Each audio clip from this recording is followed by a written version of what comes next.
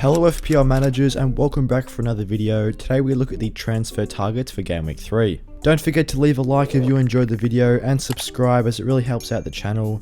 If you haven't already, check out some of the other Game Week 3 content that we've put out so far. And with that being said, let's jump into the video. So here is the current squad plans. This is how the team got on in Game Week 2.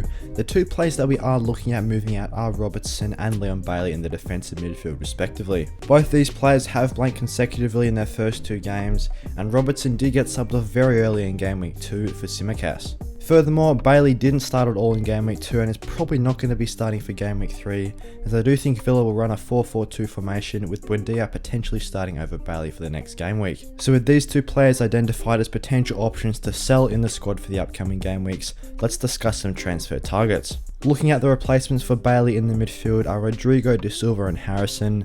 Those two Leeds players are there for their good upcoming fixtures and good start to the season, and De Silva is there if we want to downgrade to free up that money. De Silva has got himself 2 goals in his first 2 games, but I doubt he will keep up this attacking form, but as far as £4.6 million players go, he's one of the best picks. For Robertson's replacements, we're looking at Reece James, Kyle Walker and Zinchenko. Obviously with Zinchenko we need a bit of team reorganisation as we already have triple Arsenal there, so maybe Saka could go to the likes of Luis Diaz and then Robertson down to Zinchenko, but we'll discuss that further. So after identifying Leon Bailey as a potential player to move out, let's discuss the 3 transfer targets. As we touched on, De Silva could be a good player to free out the extra money in midfield, as he's coming in at £4.6 million with a 7.5% ownership. The Brentford midfielder has made a great start to the new year with 2 goals in his first 2 games, and as a result should have a starting place in the side at least for the next few game weeks. De Silva has recorded 14 points in the first 2 games and has actually become the 8th highest scoring midfielder, which is obviously very decent for his price. Brentford's fixtures are definitely very good, with Fulham, Everton, Palace, Leeds, Southampton and Arsenal being the fixtures up until Game Week 8. Obviously, De Silva doesn't get a massive amount of attacking returns, but I am hoping he can start in the majority of these games and chip in at this price tag. By bringing De Silva in the squad, we'll free up that extra 0.4 million, allowing us to have around £1 million in the bank, which could see us upgrade a multitude of players. Currently, we do have Trippier at £5 million, and he could potentially go up to the likes of Reece James, as Trippier faces Manchester City in his next game week, or we could look to upgrade the likes of Jesus potentially if he drops off and Nunes becomes a better option, but that's definitely one for the future. So for now, I do think this De Silva move could be a nice one to free up the cash. Next up, it's Rodrigo, who is a bit more expensive at £6.1 million, as he's already seen a price rise as his ownership's climbed up to 8%. He's made an excellent start to the season as he is the top scoring player in FPL after the first 2 weeks with 22 points, as he's picked up 3 goals. The attacking positions that he's been getting into are very impressive, and his underlying stats do show for it. He's got the 2nd highest expected goals figure amongst midfielders, only behind Pascal Gross with 1.44, and also has a decent XA of 0.3. His expected FPL points of 15.77 ranks 2nd amongst all players in FPL so far, which is very impressive for a player of his price. So if he can keep up this good form into the future, he's going to prove to be a great pick. Aside from facing Chelsea at home in Game Week 3, the Leeds fixtures are looking very good, with Brighton, Everton, Brentford, Forest and Manchester United as their next 5 opponents after this Game Week 3 match. As far as midfield options go around this £6 million price tag, I do think Rodrigo is one of the top contenders, so we can free up a little bit of extra money to bring him into the squad. He could be a nice pick.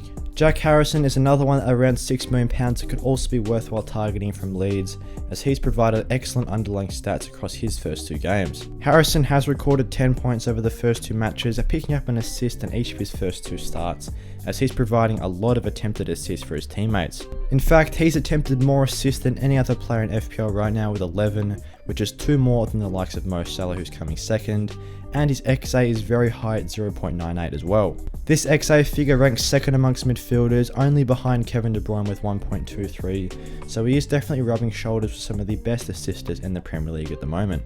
So as we discussed with Rodrigo, with the Leeds' excellent fixtures of Chelsea, Brighton, Everton, Brentford, Forest and Manchester United, he could definitely be a nice differential with just a 1.4% ownership to target over the next 6 game weeks.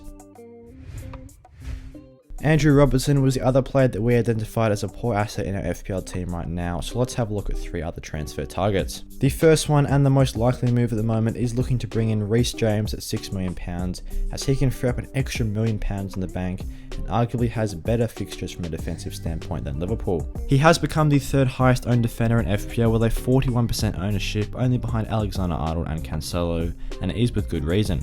His XG of 0.5 ranks 4th amongst all defenders so far, and his XA of 0.52 ranks 5th amongst all players at the back. He is getting into those very attacking positions, and as a result has taken the 3rd most amount of shots out of all defenders with 4, and has also attempted a very handy 4 assists. Chelsea's defence has made a decent start to the season, getting 1 clean sheet in their first 2 games, but with Leeds, Leicester, Southampton, West Ham and Fulham as their next 5, their defence could be one worthwhile targeting. So with Reece James' great attacking potential and good upcoming fixtures, I think it's absolutely necessary for us to have him in the squads, as with a 41% ownership it's too much of a risk in not having him in the team. Kyle Walker comes in as an even cheaper option at £5.1 million and is a great way to get into that Man City defence. Of course, we already have Cancelo in there, but Man City have recorded 2 clean sheets in their first 2 games, and I would expect this pattern to continue with great upcoming fixtures. Laporte isn't expected back into the team until game week 6, so if we planned out that wild card, we could target the short-term fixtures in the next 3 for Kyle Walker. He faces Newcastle, Crystal Palace and Nottingham Forest in the next 3, with 2 out of those 3 games being at home, so definitely a very good short-term option. He doesn't tend to get very far forward or provide too much attacking potential, but at £5.1 million he's a great way to lock in those Man City clean sheets. Next up, it's Alexander Zinchenko, coming in at the same price as Walker at £5.1 million, and his ownership has climbed very high, up to nearly 27%. As we discussed before, he could be a bit more difficult to bring into the squad as we already have 3 Arsenal players, but I was very impressive with Diaz over the first 2 weeks, so he could potentially come in for Saka, which frees up that extra Arsenal slot for him to come in for Robertson. Zinchenko has recorded 13 points in his first 2 games and has been getting into some great attacking positions, so with Bournemouth, Fulham and Aston Villa as his next 3 opponents, he could rack in those points. Even Manchester United, Everton and Brentford after that are all 3 very good fixtures right now, so he's definitely one worth considering as well at the same price as Walker. Thanks for watching today's video. If you guys want to become a channel member, then click the join button down below and get featured on the members board at the end of the videos, just like Philip Ash here. Also, don't forget to leave a like and subscribe to show support for the channel and click the notification bell. And with that being said, I'll see you guys in the next one.